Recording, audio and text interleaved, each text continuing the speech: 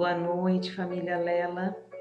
É com alegria que estamos aqui hoje mais uma vez para uma reflexão acerca do livro Caminho, Verdade e Vida de Emmanuel.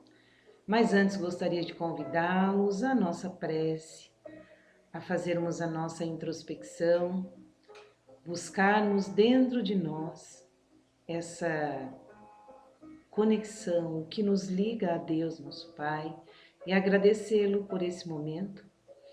E que Jesus, o nosso Mestre, ele possa então nos inspirar.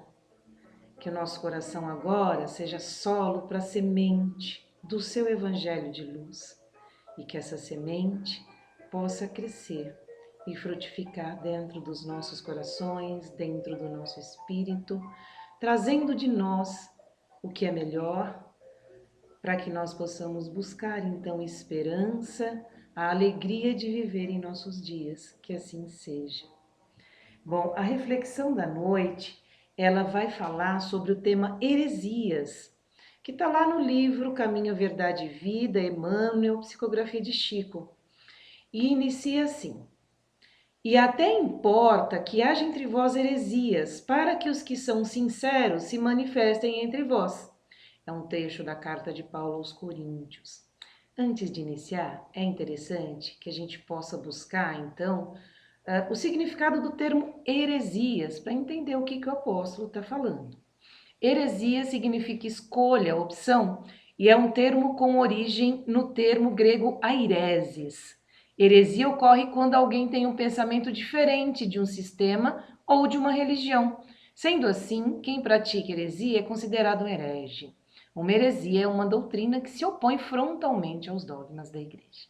Bom, então o que é heresia, né? Heresia, pelo que a gente está vendo aqui, ela é uma escolha, uma opção, e ela é diferente daquilo que uma doutrina ela propõe.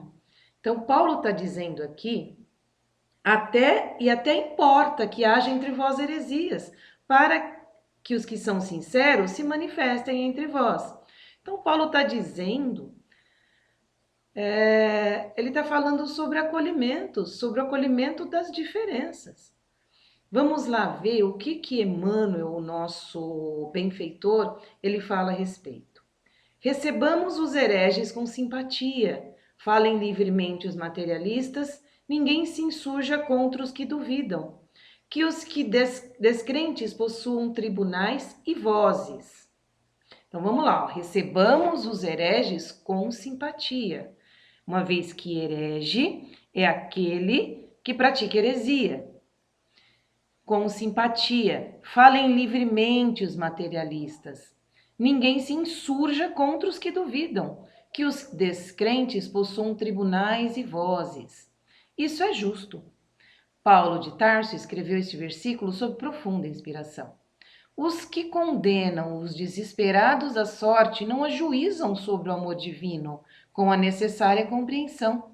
Que dizer-se do pai que amaldiçoado o filho por haver regressado à casa enfermo e sem esperança? Quem não consegue crer em Deus está doente. Nessa condição, a palavra dos desesperados é sincera, por partir de almas vazias em gritos de socorro. Por mais dissimulados que esses gritos pareçam, sob a capa brilhante dos conceitos filosóficos ou científicos do mundo. Ainda que os infelizes dessa ordem nos ataquem, seus esforços inúteis redundam a benefício de todos, possibilitando a seleção dos valores legítimos na obra iniciada. Quanto à suposta necessidade de ministrarmos fé aos negadores, esqueçamos a presunção de satisfazê-los, guardando conosco a certeza de que Deus tem muito a dar-lhes. Recebamo-los como irmãos e estejamos convictos de que o Pai fará o resto. Emmanuel. Bom, então, o benfeitor, ele faz uma reflexão sobre esse trecho da carta de Paulo e traz para nós exatamente isso. Deixe que falem as pessoas que pensem diferente. Afinal de contas, é nosso dever acolher a todos, né? O dever do cristão, o dever daquele que está dentro de uma fé Então, quando o apóstolo ele envia esse recado à igreja de Corinto, é porque realmente eles sofriam, né, muitos ataques daqueles que não eram cristãos. Então, a saga, né, da evangelização iniciante, dessa evangelização que nascia na mão dos apóstolos, né, de todas as igrejas apostólicas, inclusive as quais o próprio apóstolo Paulo, em seu incansável trabalho, na sua incansável tarefa de evangelização, de quantos ele podia, não foi fácil, né? Teve, assim como o próprio Jesus Cristo, que nós vemos o quanto os fariseus tentaram Jesus, o quanto os não, né, os que não acreditavam na mensagem do Cristo, o quanto tentaram anular, né, anular a verdade que o Cristo trazia e a sua proposta de amor. Da mesma maneira, os apóstolos encontraram muito em sua jornada aí de evangelização da igreja nascente, né? Eles enfrentaram muitos obstáculos com relação a isso. O próprio Paulo, quando ia às cidades evangelizar os gentios, entendendo que gentil é aquele que não é judeu, aquele que não é judeu, que não tem a lei de Moisés, né? Que não estudou a lei de Moisés, assim como eram os apóstolos do Cristo. Então, na sua proposta de evangelizar esses que tinham, inclusive, outras crenças e acreditavam em vários deuses, assim como os moradores de outras regiões que não a Judéia, né? Eles tinham outras crenças, inclusive. Então, nessa proposta que o apóstolo tinha, que os apóstolos tinham da evangelização, da cristianização, eles encontraram também essa resistência que vinha daqueles que não acreditavam naquilo, né? Então, a questão da heresia, daquele que não partilha da mesma crença, dos dogmas da igreja. Quando a gente fala em igreja, né, na época aí de Paulo de Tarso, ainda não tinha a Igreja Católica Apostólica Romana, que vem lá no século III, historicamente. Mas a igreja significa a comunidade cristã. As comunidades que Paulo saiu fundando, e aí a gente tem em Jerusalém ali Pedro, né, o apóstolo Pedro dirigia então essa igreja de Jerusalém e Paulo saía fundando igrejas onde ele podia, sempre acompanhado de outros apóstolos. Então eles também encontraram essa resistência, por isso Paulo ele mandava esse recado aos seus discípulos de Corinto, para que eles deixassem que se manifestassem os diferentes, aqueles que pensavam diferentes, aqueles que não aceitavam, para que os que são sinceros manifestem entre vós. Porque nesse esforço que os apóstolos do início tiveram de cristianização e toda essa resistência, sempre havia entre os resistentes aqueles que conseguiam, então, assimilar a proposta do Cristo, assimilar as lições de Jesus. Então, é claro que a gente tem que falar para todos. A proposta do Cristo, a mensagem cristã, ela é universal, ela é universalista. E Jesus é o grande acolhedor de todos. Jesus é aquele que acolhe as diferenças.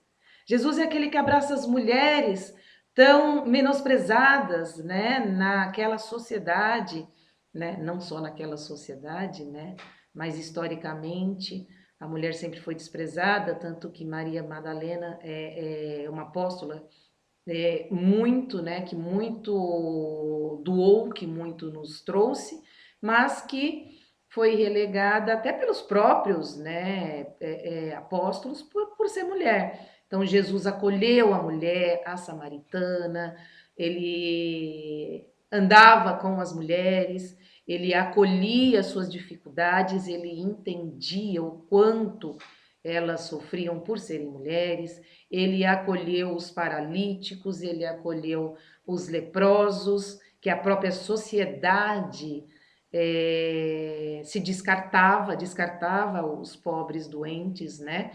Os paralíticos que jogavam, né? Então a gente tem a passagem dele no tanque de Betsaida, né? Onde ele cura ali um paralítico, que era onde os paralíticos iam tentar um milagre. Então as sociedades elas sempre deixaram à margem, né, dela mesma os diferentes, os necessitados, as minorias, e Jesus foi esse grande acolhedor de todos, né? Os seus braços alcançavam muito longe e abraçavam a todos.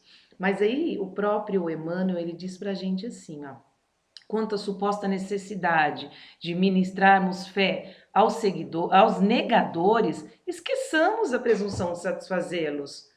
Então, às vezes a gente pode, para nós é tão importante a mensagem cristã, para nós a doutrina espírita ela tem nos amparado tanto, ela tem nos respondido tanto, e aí nós afoitos queremos que todas as pessoas pensem também da mesma maneira, que entendam a mensagem, que entendam Kardec, e aí a gente não consegue alcançar. Há aqueles que a gente não vai conseguir alcançar, que a mensagem não consegue chegar, porque é o que diz aqui Emmanuel, suposta necessidade de ministrarmos fé aos negadores. Então, a necessidade ela não é real. Cada um no seu tempo. Então, nós também tivemos o nosso tempo de chegar, de entender, de absorver o Cristo dentro de nós, de percebermos a necessidade que nós temos desse sol que é o Cristo, de entendermos a doutrina de Kardec como a igreja revivida desse Cristo, é o Cristo em sua essência novamente, e disso para nós tem um valor muito grande, mas isso para nós, né? No nosso momento, nós conseguimos então absorver tudo isso, entender e fazer disso às vezes a nossa própria vida, né? Mas sem essa suposta necessidade de espalhar, de querer que o outro acredite da mesma maneira que nós, que o outro entenda aquilo que nós já entendemos, mas que ainda não é tempo dele.